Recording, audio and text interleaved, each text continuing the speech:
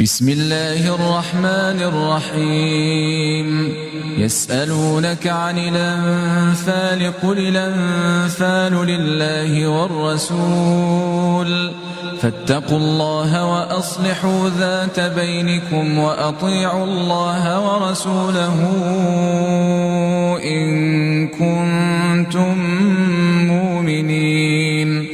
إنما المؤمنون الذين إذا ذكر الله وجلت قلوبهم وإذا تليت عليهم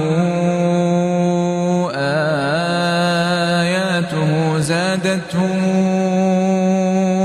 إيمانا وعلى ربهم يتوكلون.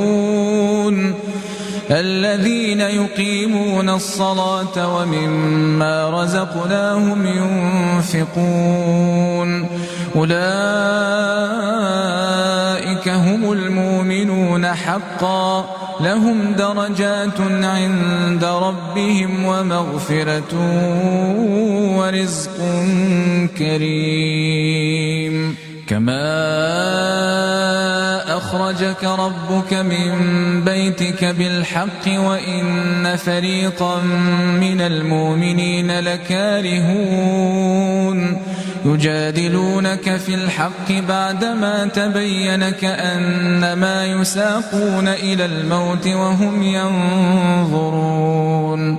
وإذ يعدكم الله إحدى الطائفتين أنها لكم وتودون أن غير ذات الشوكة تكون لكم ويريد الله أن يحق الحق بكلماته ويقطع دابر الكافرين ليحق الحق ويبطل الباطل ولو كره المجرمون.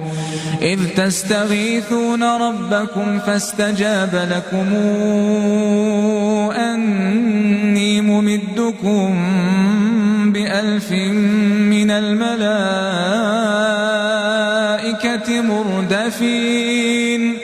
وما جعله الله إلا بشرى ولتطمئن به قلوبكم وما النصر إلا من عند الله إن الله عزيز حكيم. إذ يغشيكم النعاس أمنة منه وينزل عليكم من السماء ماء